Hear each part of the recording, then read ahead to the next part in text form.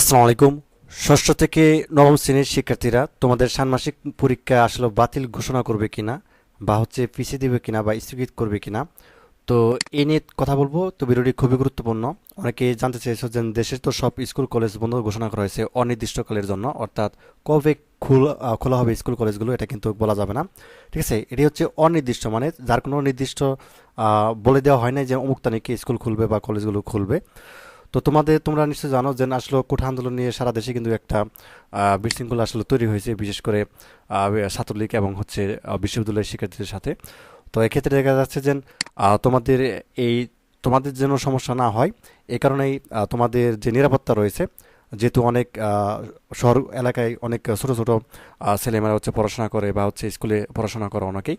তো তোমাদের এই রাস্তাঘাটে বা আশপাশে কলেজের বা বিশ্ববিদ্যালয়ের সাথে রাস্তাঘাটে তোমাদের যেন নিরাপত্তা অর্থাৎ সমস্যা না হয়, এই কারণে মূলত স্কুল বা কলেজগুলো বন্ধ রাখা হয়েছে।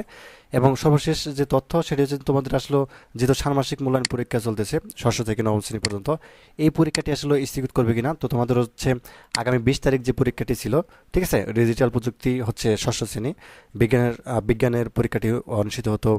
তোমার যারা সপ্তম শ্রেণীতে পড়তেছো, এবং ইংরেজি অষ্টমে, এবং নবম শ্রেণী যারা তারা শিল্প সংস্কৃতি পরীক্ষাটি অনুষ্ঠিত হওয়ার কথা রয়েছে।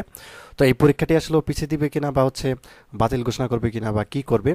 তো দেখো, তোমাদের পরীক্ষাটি আগামী শনিবারে, ঠিক আছে, এই যে পরীক্ষাটি কথা বলতেছি এটি আগামী শনিবার অনুষ্ঠিত হবে 20 তারিখ। তো এখানে কিন্তু সময় আছে, ঠিক আছে, আজকে মাত্র বুধবার, তো বৃহস্পতি শুক্রবার আর 2 দিন আছে। এই 2 দিনের মধ্যে যদি সবকিছু স্বাভাবিক হয়ে যায় তাহলে কিন্তু যথাসময় পরীক্ষাগুলো অনুষ্ঠিত হবে, ঠিক আছে। তো তোমাদের নোটিশ বোর্ড, আমরা দেখতেছিলাম মাউসির যে তারা কোনো নোটিশ দিয়েছে কিনা তোমাদের পরীক্ষা পিছানোর ব্যাপারে। তো তারা কোনো নোটিশ আসলে আপাতত দেয়নি যে পরীক্ষা স্থগিত বা পিছিয়ে দেওয়া হচ্ছে এরকম কিছু। তো তারা দেখতেছে, মানে পর্যবেক্ষণ করতেছে। হয়তোবা যদি পরিস্থিতি খারাপ হয় তাহলে শেষ মুহূর্তে হয়তো বা পরীক্ষা পিছিয়ে দিতে পারে অথবা স্থগিত ঘোষণা করতে পারে।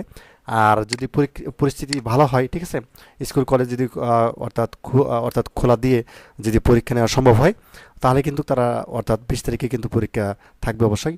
কাজে আমি যেটি বলবো যে তোমরা কিছুটা ধারণা নাও, ঠিক আছে, যারা ষষ্ঠ থেকে নবম শ্রেণী যারা রয়েছে।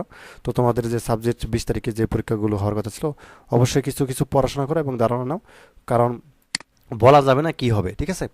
তো এই ছিল আপডেট তোমাদের। ধন্যবাদ সবাইকে এই ভিডিওটি দেখার জন্য। আল্লাহ হাফেজ।